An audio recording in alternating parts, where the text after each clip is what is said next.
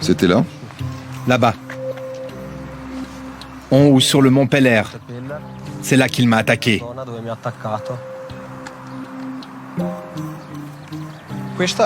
Là, c'est Kles, à 1 kilomètre du village à vol d'oiseau. Il m'a attaqué là, et juste derrière, c'est le Val di Sole, là où Andrea a été attaqué. Et les ours sont là? Partout ici, toute la zone. Là, derrière aussi. Là, tout ça, c'est le terrain de l'ours. Christian a vu l'ours de beaucoup trop près. C'était il y a 3 ans, il était parti en forêt avec son père lorsque l'animal lui a sauté dessus. Cet ours a surgi de derrière un buisson. Il a grogné méchamment et m'a immédiatement attaqué. Il m'a donné un coup de patte dans l'épaule. Je suis tombé et il a recommencé à m'attaquer. Il voulait me mordre à la gorge.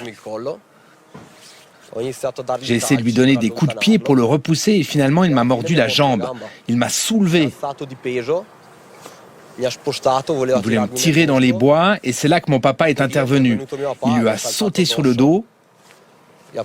Il a attrapé la tête de l'ours. Alors l'ours m'a lâché et a commencé à attaquer mon papa. C'est des moments de terreur, des moments terribles à vivre.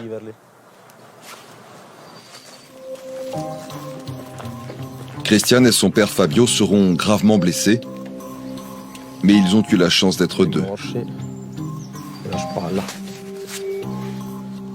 Qu'est-ce qui se serait passé si vous étiez tout seul sans votre papa ce jour-là? Si j'avais été seul, j'y ai souvent pensé. Je pense que je ne m'en serais pas sorti, je serais mort.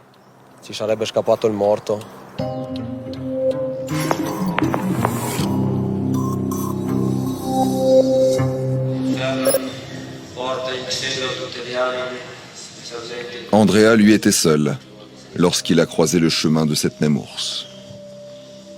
Ce jour-là, tout son village de Caldes est venu dire au revoir au jeune homme. Des habitants sous le choc, c'est la première fois depuis 150 ans qu'un humain est tué par un ours en Italie. C'est sa mère qui est allée reconnaître le corps à la morgue. Elle a ensuite accepté de témoigner à la télévision nationale.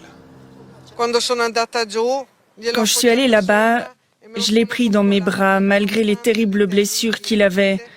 Je l'ai serré en pleurant et je lui ai promis que je lui ferai justice. Andrea Papi était pourtant sur un chemin ce matin-là pour son jogging, à quelques dizaines de minutes de chez lui.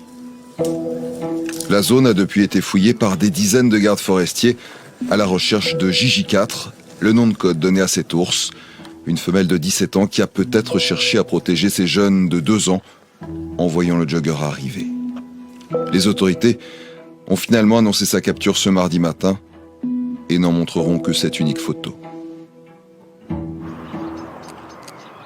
Quelques heures plus tôt, à la caserne des pompiers, des hommes se retrouvent pour la première fois depuis une mission qu'ils n'oublieront jamais.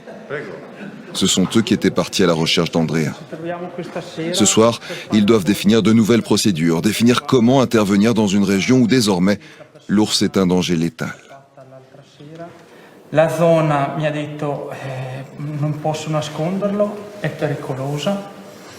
Mi ha fatto praticamente un paragone come un paese che è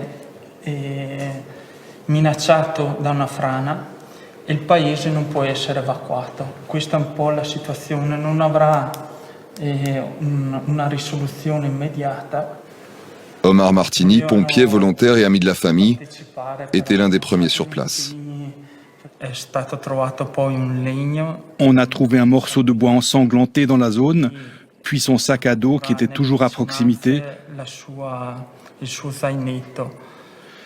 Par la suite, on a trouvé le corps du garçon à environ 70 mètres du chemin. Le danger existe toujours ou c'était juste cet ours-là? Su questo è difficile dare. C'est difficile de répondre. Il y a toutes sortes de cas, c'est imprévisible. Sono imprevedibili. Pour les habitants de Caldes et du Val di Sole, cette imprévisibilité n'est plus supportable. Ils demandent justice pour la mort d'Andrea et vivent désormais dans l'appréhension. Vous avez peur d'aller dans la montagne ? Ce n'est pas que je veux faire le super-héros. Je vais à la montagne, mais avant, quand j'allais chercher des champignons ou du bois, j'étais tranquille. Maintenant, dès que vous entendez un petit bruit, votre cœur se met à battre. Il y a la peur, la phobie. Ce n'est pas normal de devoir avoir peur de l'ours.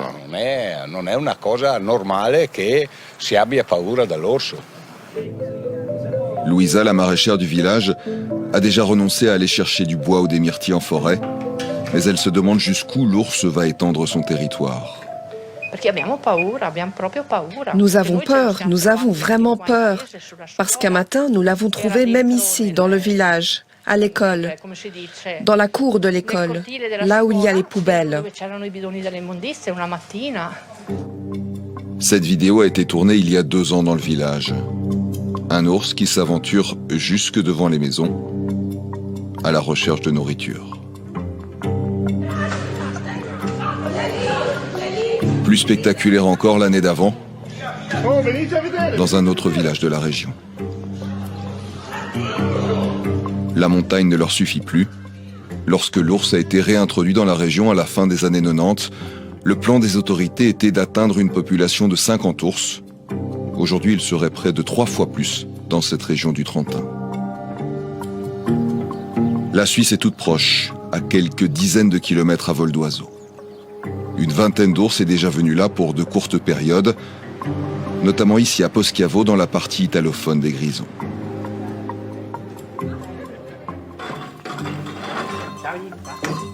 Diego et sa femme Rezia, éleveurs dans les hauts du village, ne sont pas prêts d'oublier les visites de l'ours.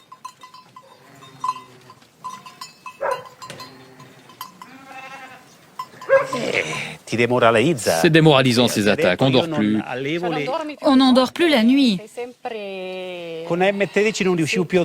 La nuit, tu te réveilles et tu te demandes comment vont tes animaux. Avec ce qui s'est passé, on n'est plus tranquille. Jusqu'à ce que les animaux soient enfermés dans l'étable, on n'est pas tranquille.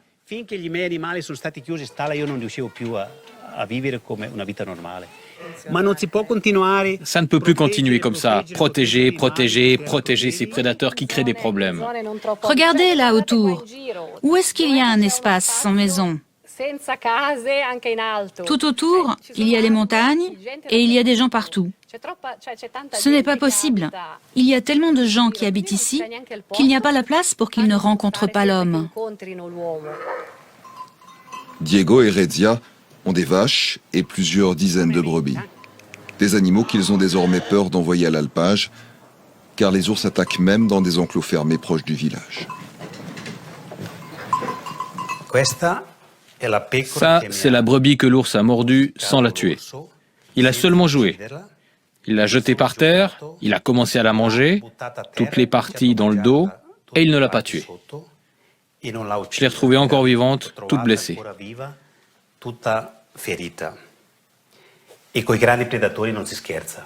On plaisante pas avec les grands prédateurs. Ce sont des animaux dangereux. Ils doivent être éliminés immédiatement. Nous ne devons pas les laisser continuer à errer et à créer des problèmes. Sinon, ça va continuer à grossir. Pour nous, paysans de montagne et apiculteurs, c'est une catastrophe si on continue comme ça. Si on continue comme ça, l'agriculture n'a plus d'avenir. Le couple n'est pas un cas isolé. C'est en 2005 que le premier ours a quitté le Trentin italien pour venir en Suisse. Il ne reste jamais, mais depuis lors on dénombre une 50aine d'attaques contre des animaux. Essentiellement dans le canton des Grisons, mais aussi dans celui de Berne. L'ours s'en prend aux moutons, ainsi qu'aux vaches. Hannes Jenny dirige l'office de la chasse du canton des Grisons. Pour lui, la question n'est pas de savoir si l'ours s'installera un jour en Suisse, mais plutôt quand il le fera. Jusque-là, ce sont seulement de jeunes mâles qui sont venus en Suisse après avoir été exclus de leur territoire. Ils retournent aussi évidemment très vite là où il y a des femelles, et jusque-là, on n'a jamais eu de femelle qui soit passée en Suisse.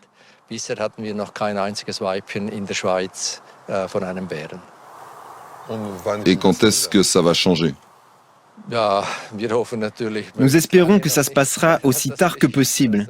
Mais évidemment, avec l'augmentation de la population d'ours dans le Trentin, on peut compter que durant les prochaines années, on aura aussi des femelles qui viendront ici.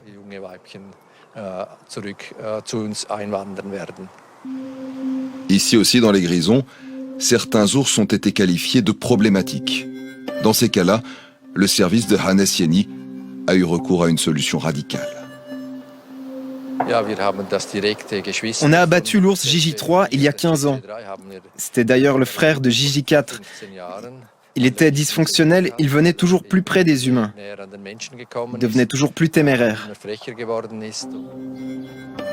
En Italie, ça ne semble pas aussi simple.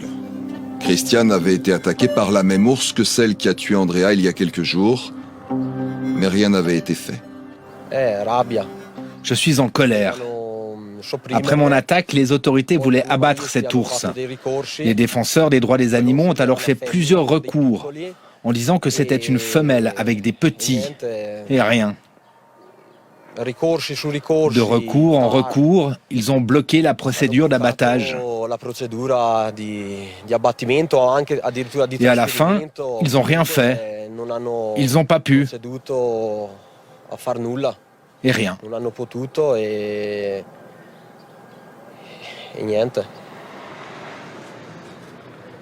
Nous sommes allés rencontrer l'association qui avait fait recours, qui avait obtenu que l'ours Gigi4 ne soit ni tué, ni même capturé.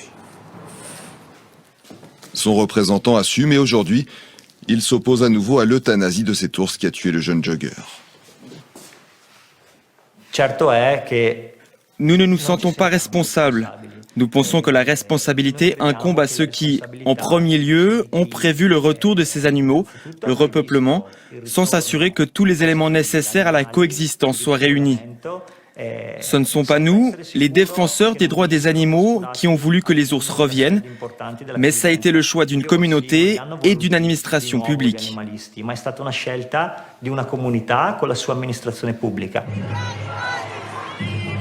Le sort des ours devient une affaire hautement politique en Italie.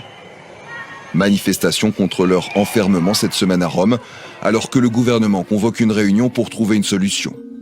Le président du Trentin demande à ce qu'on débarrasse sa région de 70 ours.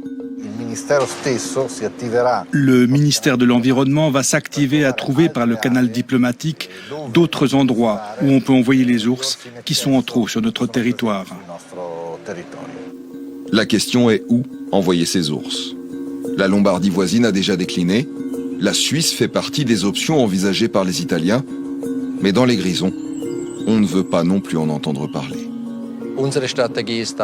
Notre stratégie est de ne déplacer absolument aucun animal nous-mêmes. Ce serait prendre une responsabilité que nous ne voulons pas du tout porter.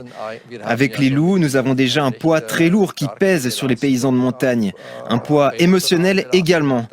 Et là-dessus, faire venir encore des ours, ce serait prendre le mauvais chemin, un chemin dont nous ne voulons absolument pas. Les régions limitrophes ne se bousculent pas pour accueillir ces 70 ours de plus en plus envahissants. Mais tôt ou tard, faute de place, l'ours s'installera là où il le souhaite.